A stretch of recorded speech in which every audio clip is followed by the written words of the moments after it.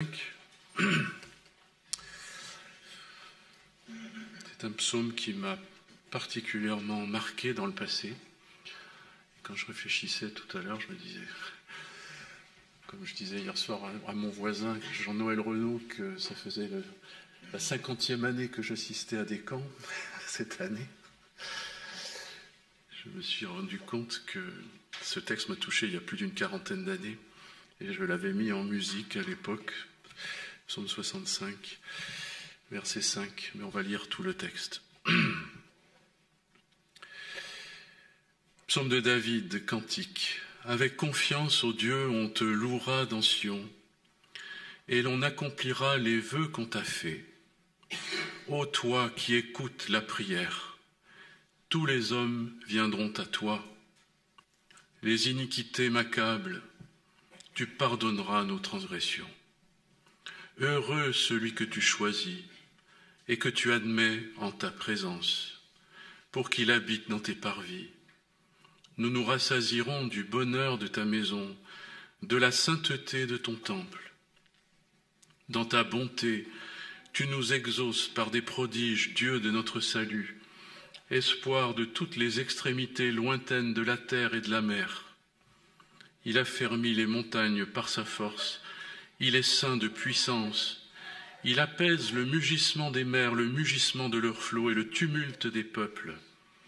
Ceux qui habitent aux extrémités du monde s'effraient de tes prodiges. Tu remplis d'allégresse l'Orient et l'Occident. Tu visites la terre et tu lui donnes l'abondance. Tu la combles de richesses. Le ruisseau de Dieu est plein d'eau. Tu prépares le blé quand tu la fertilises ainsi. En arrosant les sillons, en aplanissant ses mottes, tu la détrempes par des pluies. Tu bénis son germe. Tu couronnes l'année de tes biens et tes pas versent l'abondance. Les plaines du désert sont abreuvées, les collines sont ceintes d'allégresse, les pâturages se couvrent de brebis et les vallées se revêtent de froment. Les cris de joie et les chants retentissent. C'est évidemment un psaume magnifique qui souligne l'abondance, telle une pluie, comme il est dit, qui bénit la terre et qui permet que le fruit soit porté, la richesse, l'abondance, la plénitude. C'est un texte qui parle de plénitude. Et s'il est bien un domaine dans lequel tous les hommes du monde ressentent un besoin profond, c'est ce besoin de plénitude. Il est parlé de bonheur, heureux celui que tu choisis. Et c'était certainement la quête, je dirais, la plus universelle de tout homme. C'est cette quête de plénitude et de bonheur. Et j'aimerais un petit peu revenir avec d'autres textes sur ce sujet et essayer de comprendre comment Dieu appelle les hommes à ce bonheur qui vient de lui et qui n'est pas selon les bonheurs du monde. Je voudrais lire d'abord encore un autre psaume au chapitre 4. Psaume 4 et verset 4. Sachez que l'Éternel s'est choisi un homme pieux. L'Éternel, et il y avait le pendant de « heureux celui que tu choisis, que tu admets dans ta présence ». L'Éternel entend quand je crie à lui, tremblez et ne péchez point. Parlez en vos cœurs sur votre bouche, puis taisez-vous. Offrez des sacrifices de justice et confiez-vous en l'Éternel. Plusieurs disent, qui nous fera voir le bonheur? Fais lever sur nous la lumière de ta face, ô Éternel. Tu mets dans mon cœur plus de joie qu'ils n'en ont quand abondent leurs froment et leurs mou. Je me couche et je m'endors en paix, car toi seul, ô Éternel, tu me donnes la sécurité dans ma demeure. Plusieurs disent, qui nous fera voir le bonheur? Fais lever sur nous la lumière de ta face. On lira aussi dans l'Évangile une partie du récit de la femme samaritaine, Jean chapitre 4.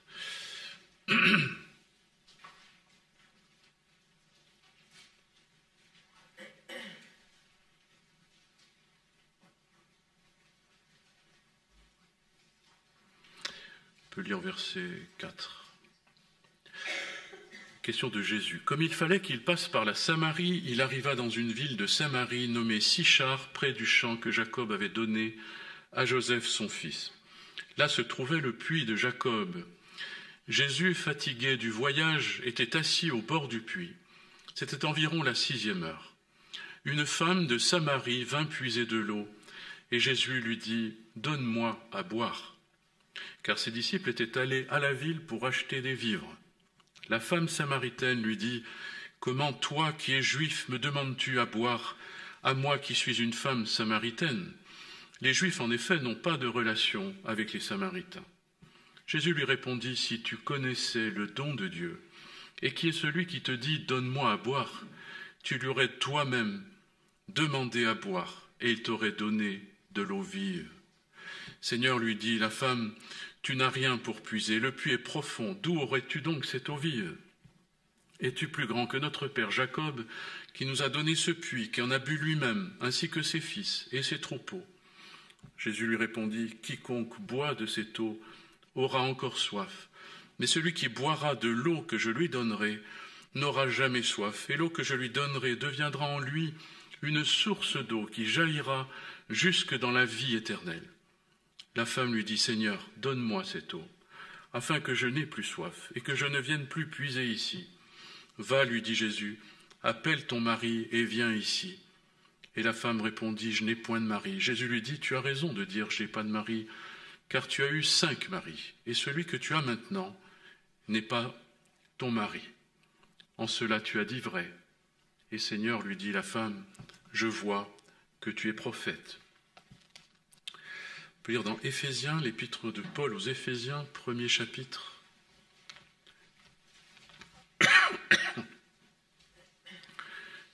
Verset 3. « Béni soit le Dieu et Père de notre Seigneur Jésus-Christ, qui nous a bénis de toute bénédiction spirituelle dans les lieux célestes en Christ. En lui, Dieu nous a élus, ou nous a choisis, avant la fondation du monde, pour que nous soyons saints et irréprochables devant lui. Il nous a prédestinés dans son amour à être ses enfants d'adoption par Jésus-Christ, selon le bon plaisir de sa volonté, pour célébrer la gloire de sa grâce dont il nous a favorisés dans le bien-aimé. En lui, nous avons la rédemption, ou le rachat, par son sang, le pardon des péchés, selon la richesse de sa grâce, que Dieu a répandue abondamment sur nous tous, par toute espèce de sagesse et d'intelligence. La grâce répandue abondamment. Il nous a fait connaître le mystère de sa volonté selon le bienveillant dessein qu'il nous avait formé en lui-même, pour le mettre à exécution lorsque les temps seraient accomplis, de réunir toutes choses en Christ, celles qui sont dans les cieux, celles qui sont sur la terre. En lui, nous sommes devenus héritiers, ayant été prédestinés suivant le plan de celui qui opère toutes choses d'après le conseil de sa volonté, afin que nous servions à célébrer sa gloire, nous qui d'avance avons espéré en Christ. En lui, vous aussi, après avoir entendu la parole de la vérité, l'évangile de votre salut, en lui vous avez cru, et vous avez été scellés du Saint-Esprit qui avait été promis, lequel est un gage de notre héritage. On peut dire aussi de notre abondance réservée, pour la rédemption de ceux que Dieu s'est acquis, pour célébrer sa gloire.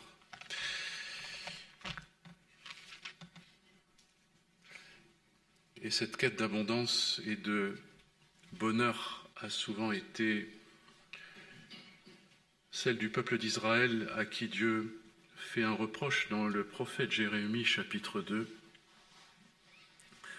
verset 13. Il est dit, « Car mon peuple a commis un double péché, ils m'ont abandonné, moi qui suis une source d'eau vive, pour se creuser des citernes crevassées, qui ne retiennent pas l'eau. » Et un peu plus loin, on peut détailler davantage au chapitre 5.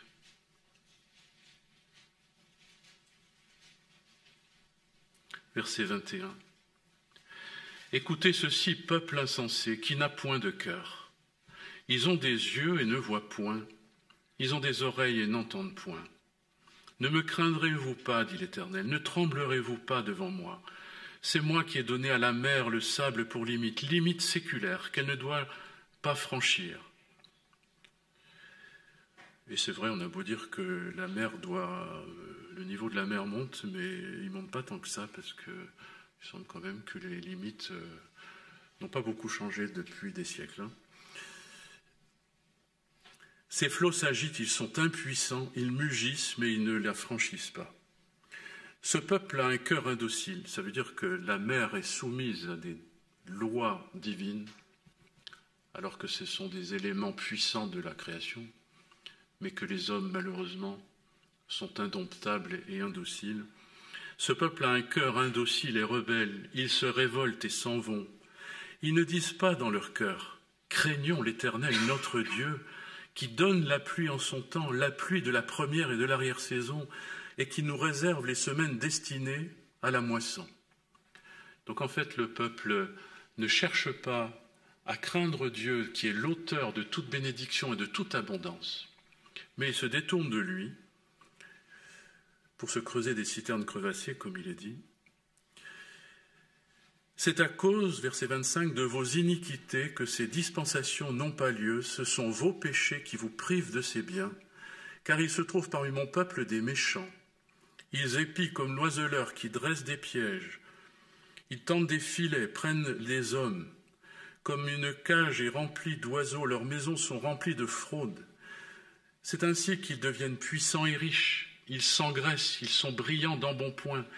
Ils dépassent toute mesure dans le mal, ils ne défendent pas la cause de l'orphelin, et ils prospèrent. Ils ne font pas droit aux indigents. Ne châtierai-je pas ces choses-là, dit l'Éternel? Ne me vengerai-je pas d'une pareille nation? Des choses horribles, abominables se font dans le pays.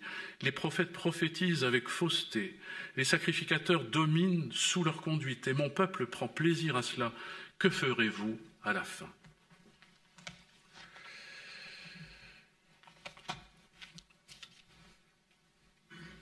Heureux celui que tu choisis, que tu admets dans ta présence.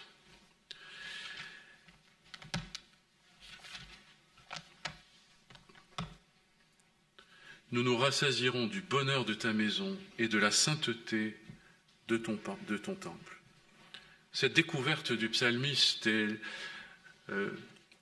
l'explosion d'une reconnaissance, d'avoir pu être en contact avec la vérité de Dieu Tout-Puissant, et d'avoir pu pénétrer dans la présence de Dieu, et dans cette présence qui est plénitude de sainteté, mais qui est aussi plénitude de bonheur et d'abondance.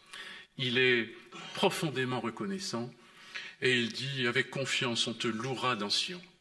Il y a donc une reconnaissance qui jaillit de ce psaume en face de la bonté, de la générosité de Dieu qui veut donner l'abondance à son peuple, qui malheureusement n'y a pas accès de manière immédiate, et on le voit dans ce psaume.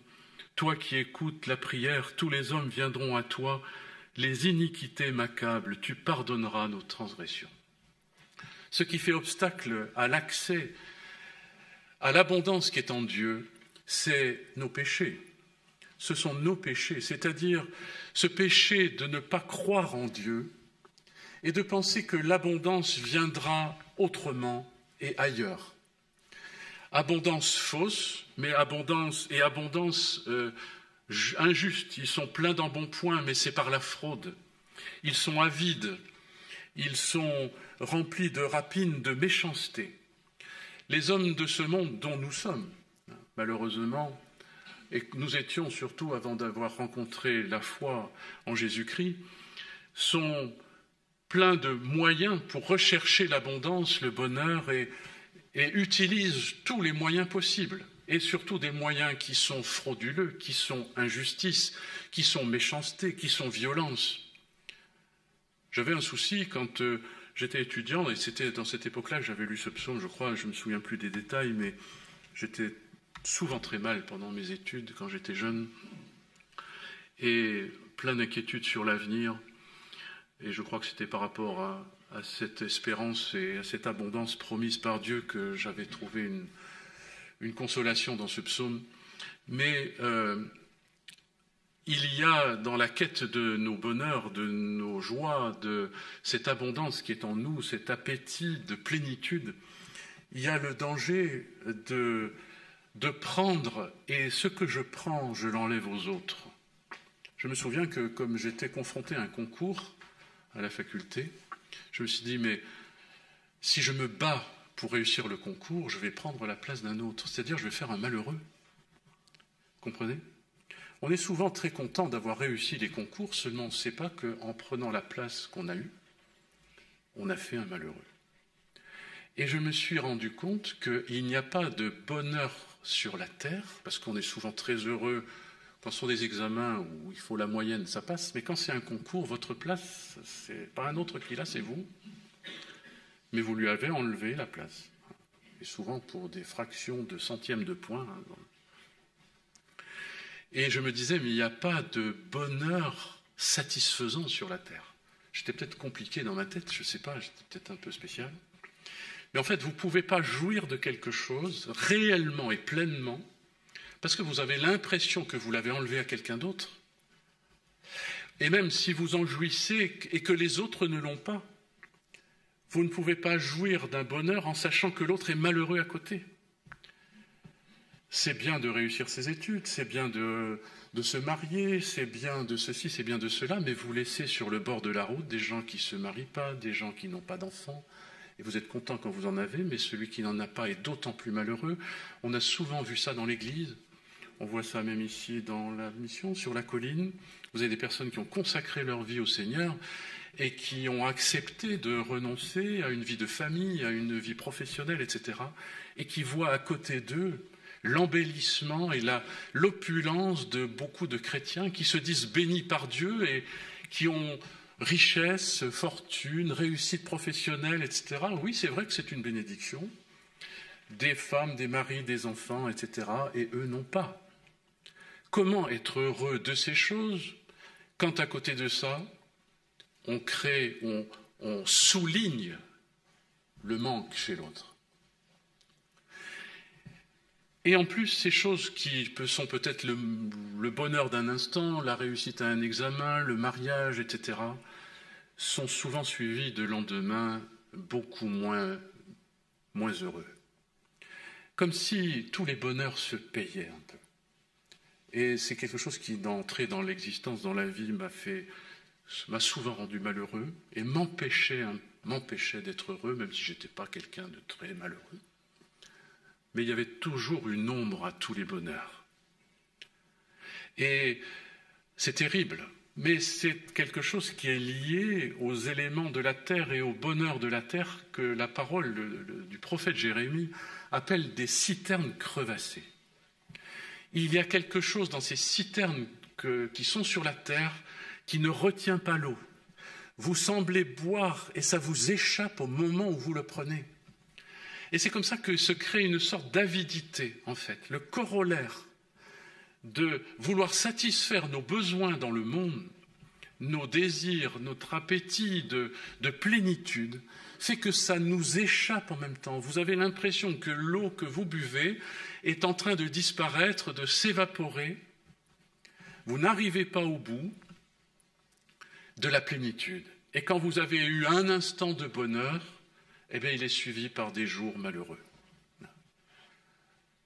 Jésus, que ma joie demeure, c'est ce qu'on chante, que Bach a mis en musique, mais Jésus, que ma joie demeure. Ces joies éphémères du monde qui pourtant donnent l'illusion toujours d'être accessibles, fuient devant nous. Comme je disais à quelqu'un, c'est comme l'arc-en-ciel, quoi. Plus vous avancez, plus ça avance. Quoi. C'est comme ma retraite, ça.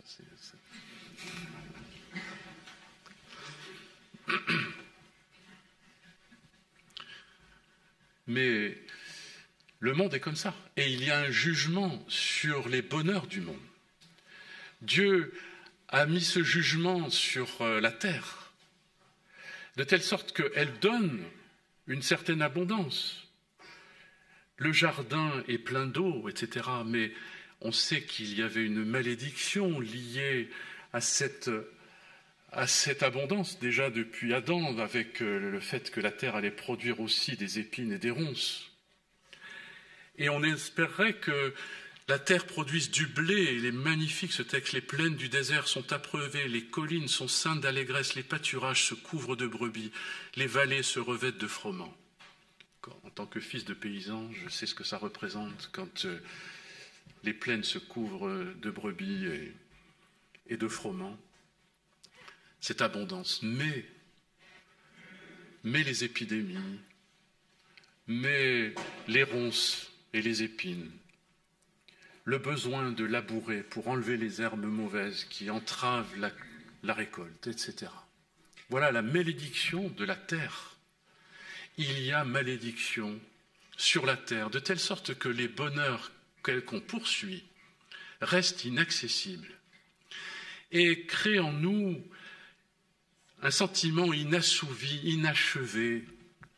On n'arrive pas à tenir dans sa main ce bonheur et cette abondance. Il disparaît sans cesse. Ça crée une souffrance et ça crée une avidité. Le problème, c'est que nous nous laissons conduire par l'avidité pour recreuser d'autres citernes et quand elles sont vides, on en recreuse d'autres. Et on poursuit. Et là est le péché de l'homme. Ils ne disent pas « Où est Dieu, mon Créateur ?» Ils ne viennent pas à la vraie source. Jésus a dit à la femme samaritaine, celui qui puisera dans ce puits aura toujours soif. Ça ne sera jamais fini. Parce que là où va s'étancher mon besoin profond, réel, que j'ignore, c'est en Jésus-Christ, dans la présence de Dieu, dans sa sainteté. Je ne crois pas que la sainteté rassasie mon âme, et pourtant, nous nous rassasierons de la sainteté de ton temple. Il y a quelque chose qui est étranger à nous, profondément étranger à nous, c'est la sainteté de Dieu. C'est-à-dire la distance totale, opposée, complète au mal, au péché. Alors que nous sommes, nous, liés au mal. Nous cherchons par le mal les moyens de satisfaire nos besoins. De sorte que même notre appétit devient mauvais en lui-même. Puisqu'il est dit que l'esprit du monde, c'est convoitise des yeux, convoitise de la chair, orgueil de la vie. On a souligné hier soir à quel point cet orgueil de la vie, qui est un appétit profond des hommes et des dominateurs de ce monde, est jugé par Dieu, et le jugement est prononcé jusque dans l'Apocalypse sur tous ces puissants. Et toute forme de puissance et d'autorité sur la terre sera condamnée, parce que ce ne sont pas ces choses qui remplissent la vie d'un homme.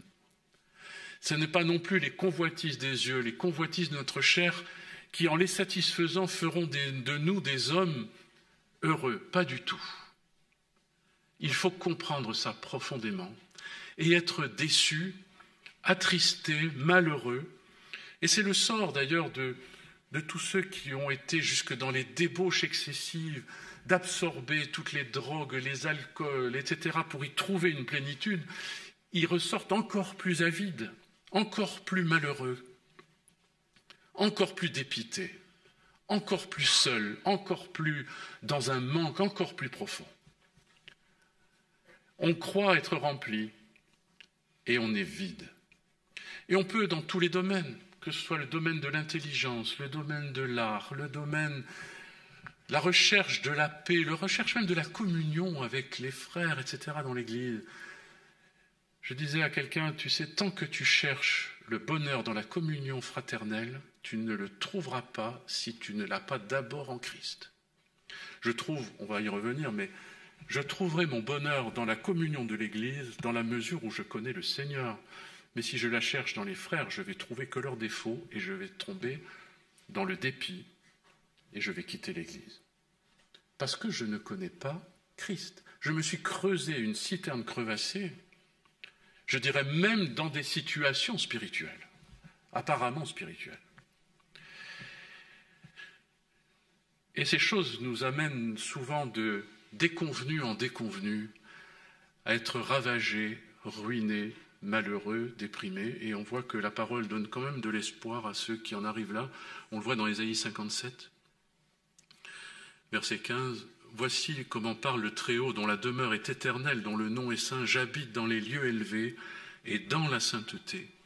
Mais je suis avec l'homme contrit et humilié, afin de ranimer les esprits humiliés, de ranimer les cœurs contrits.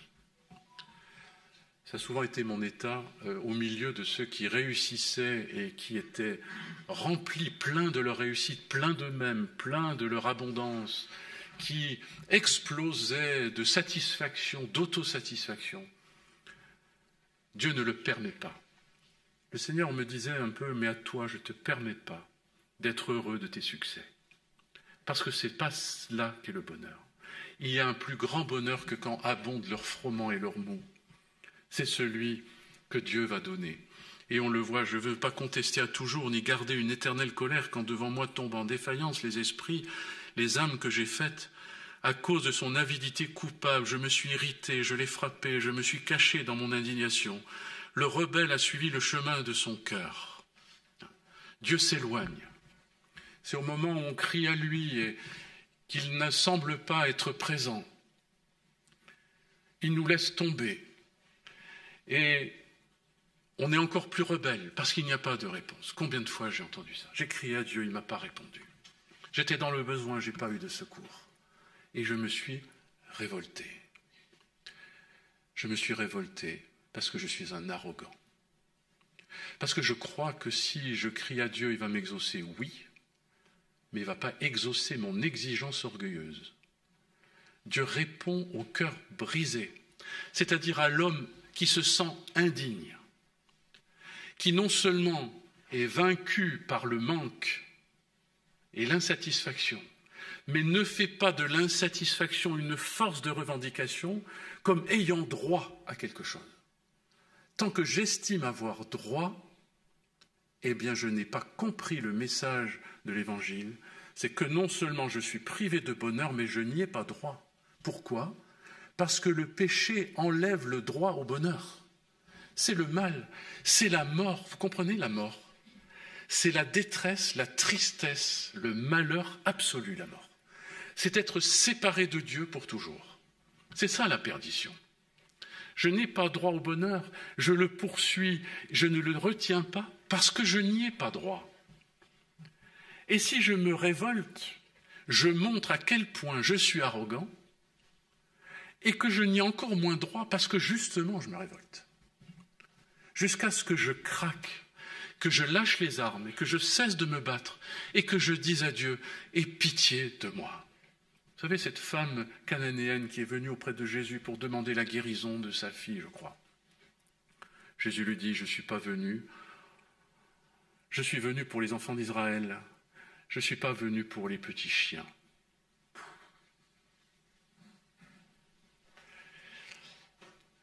C'est un texte qui m'émeut énormément.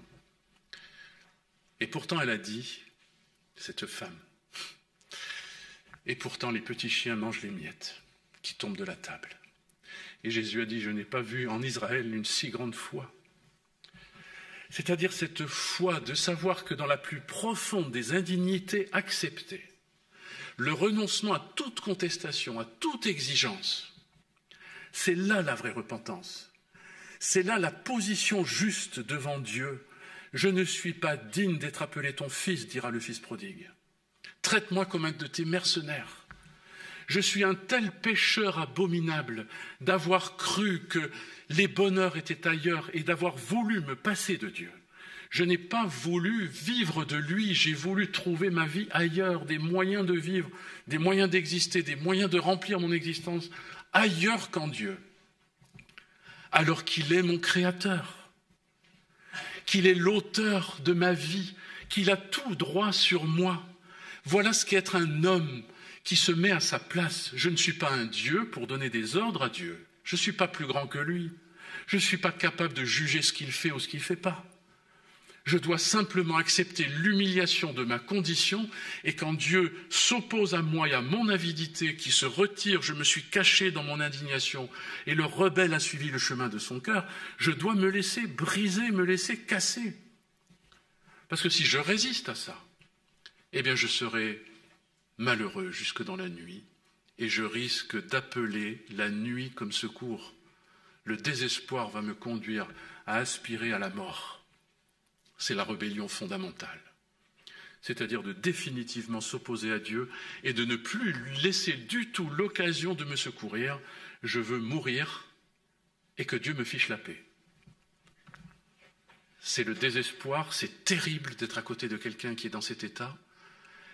Vous avez envie de lui dire « mais laisse-toi casser » et il y a quelque chose de tellement dur dans le cœur des hommes, tellement orgueilleux, que ça ne veut pas lâcher.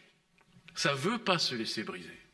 Et pourtant, il faut que ce soit brisé pour que Dieu puisse enfin apporter sa bonté, sa bénédiction et que sa pluie céleste vienne nous arroser. Et il est dit « J'ai vu ses voies, je le guérirai, je lui servirai de guide, je le consolerai, lui et ceux qui pleurent avec lui. » Il faut accepter de pleurer dans la vie. Il faut accepter de craquer. Il ne faut pas faire les grands. Il ne faut pas faire les costauds. Il ne faut pas faire les malins. Personne n'est malin. Je vous assure que j'ai vu des fins de vie terribles. Des hommes qui ont réussi leur vie, des grands, qui anéantis par la maladie, par la vieillesse. Des grands, des hommes politiques, etc., que vous trouvez errant dans des couloirs à moitié nus. Quel avilissement, la gloire, la grandeur, les bonheurs, ils les ont tous eus. Mais quelle fin! Parce qu'il n'y a rien sur la terre qui comble l'homme, à moins de connaître Dieu. Mais comment venir dans sa présence? Comment connaître cette consolation? Comment avoir part à ce bonheur?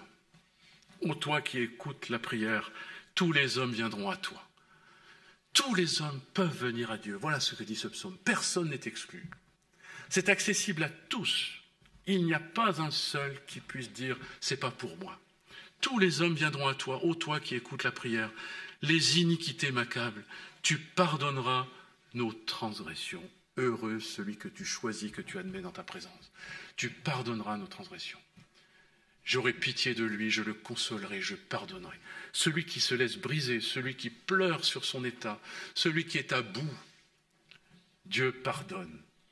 Dieu est prêt à pardonner et à ramener dans sa présence le plus égaré, le plus éloigné, le plus rebelle.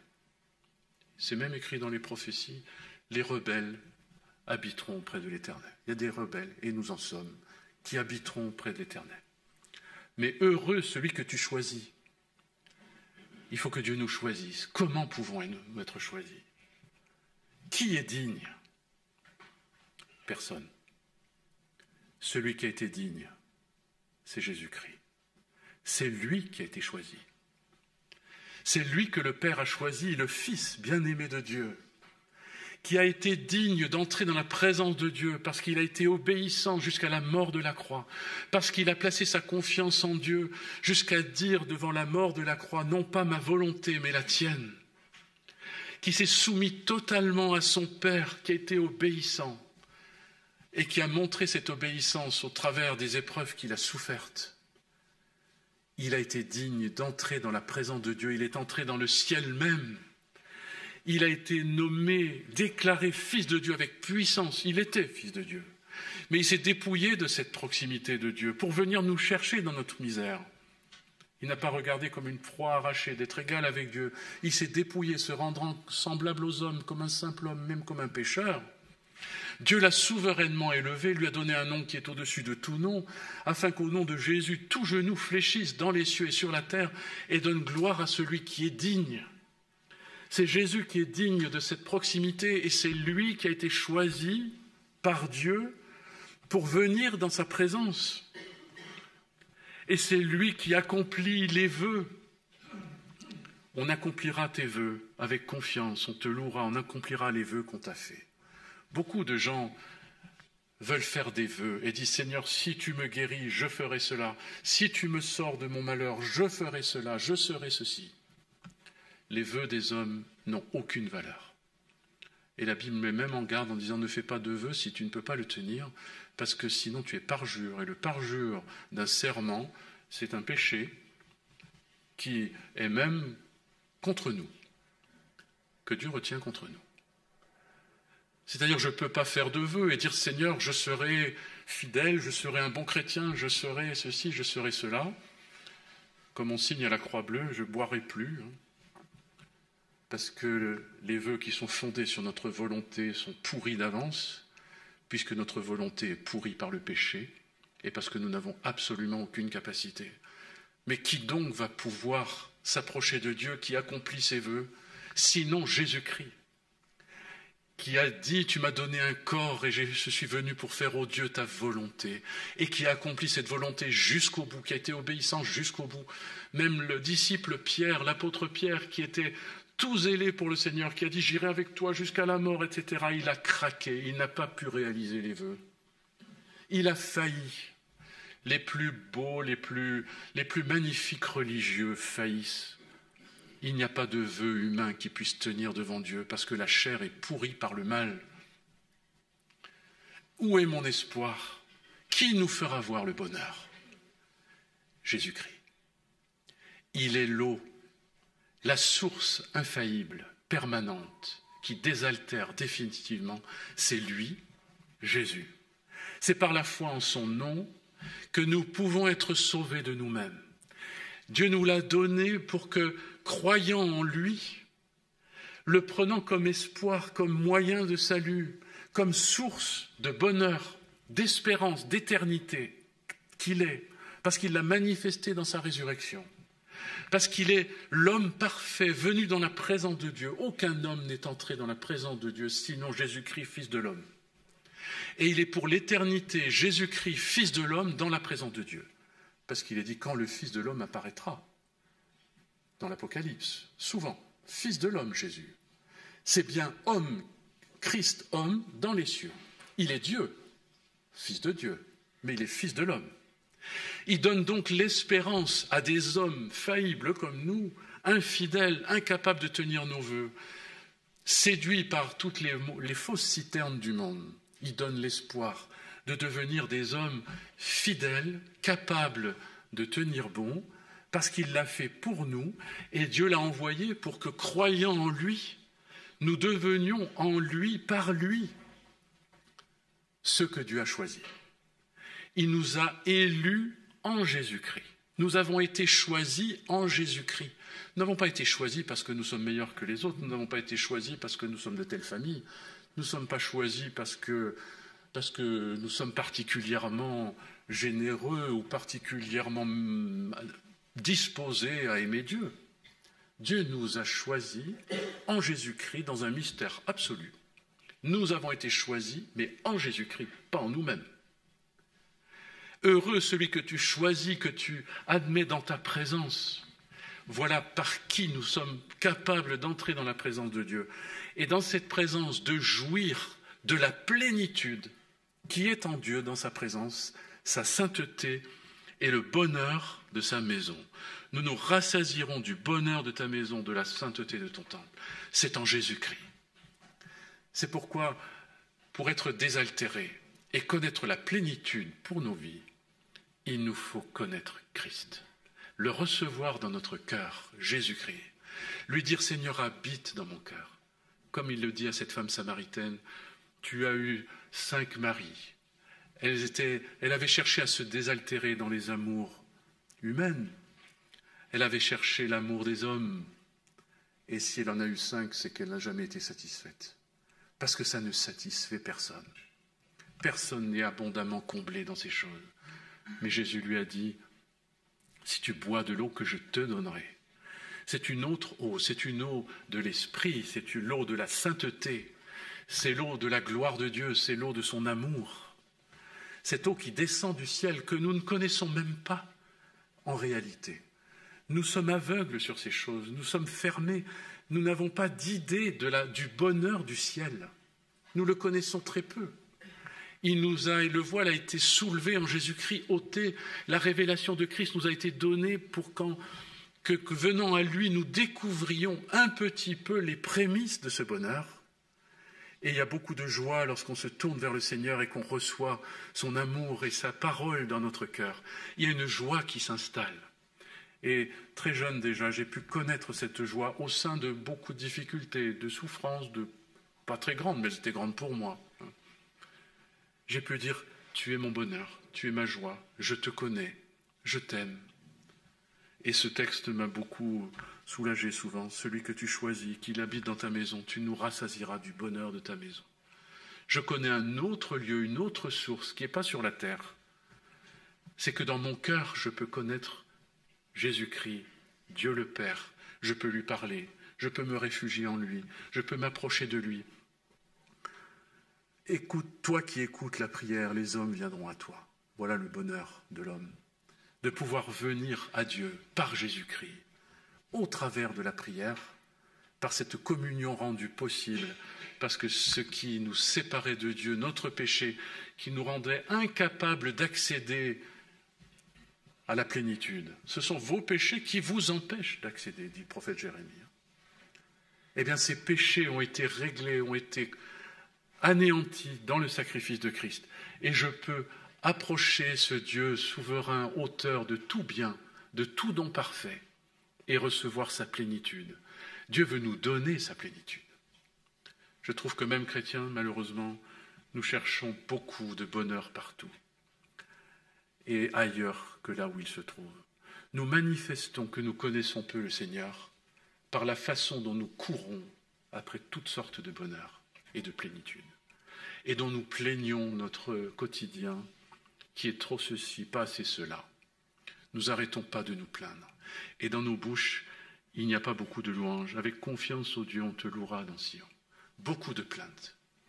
Moi, je crains quand même que nos plaintes deviennent péché, dans le sens où elles ne reconnaissent pas l'abondance de la grâce qui nous a été accordée en Jésus-Christ, l'abondance de la source que nous avons en lui.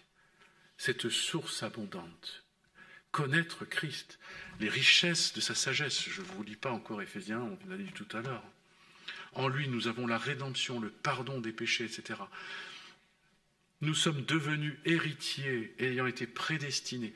Héritiers, c'est une abondance à venir, l'héritage. C'est une abondance dont on ne jouit pas forcément de manière immédiate. On n'a pas accès à toute l'abondance aujourd'hui, mais c'est un héritage promis. C'est inscrit chez le notaire. Je sais que ce sera à moi un jour. C'est promis. Cette abondance éternelle qui est la vie éternelle en Jésus-Christ, qui viendra, je dirais, après notre existence terrestre, qui sera totale, absolue.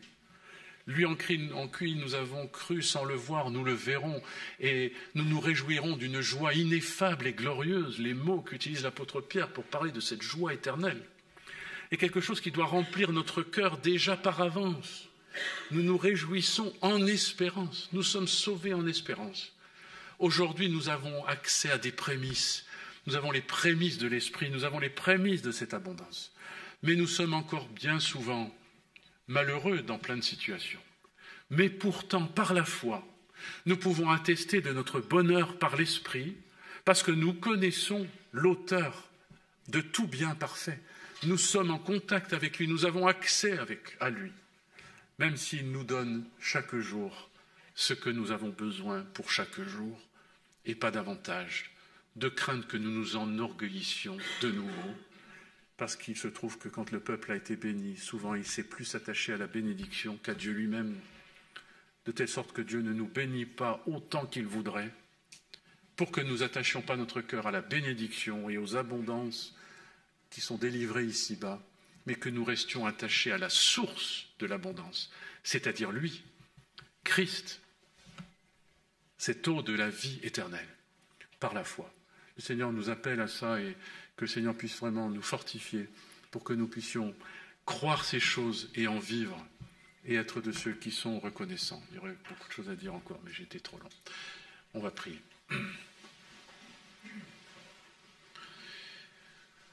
Seigneur, nous tournons nos cœurs vers toi pour te rendre grâce de nous avoir aimés, pour nous donner cette abondance de vie par Jésus-Christ, lui qui est la vie éternelle manifestée par sa résurrection, lui qui dans sa mort a expié le péché qui était l'obstacle à notre accès au bonheur.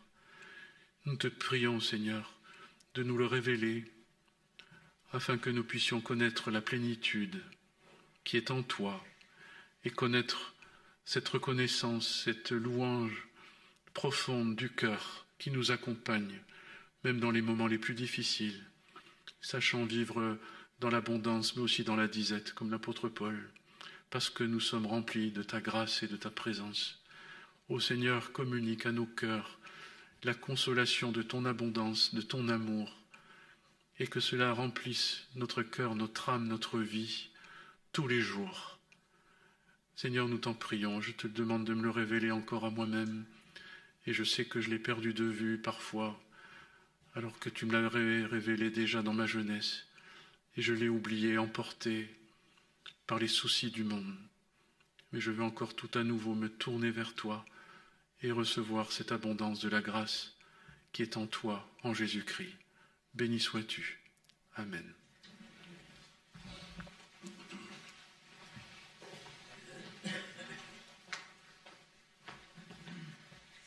Excusez-moi, je vous fais juste une annonce pratique avant le moment de chant, parce qu'on a les pompiers qui arrivent et on a besoin de bouger rapidement quelques voitures qui sont garées derrière la chaudière là-bas, vers la cuisine. Il y a une voiture suisse, une Skoda, il y a une petite C3 blanche immatriculée, alors j'arrive pas bien à lire, GQ 307, et un Scénic marron immatriculé AR quelque chose qui est dans le 54. Voilà, si ceux qui ont leur voiture là-bas peuvent y aller assez rapidement, ça libérera l'accès pour les pompiers. Merci beaucoup. Il n'y a pas le feu, hein. Voilà. Mais voilà, merci beaucoup.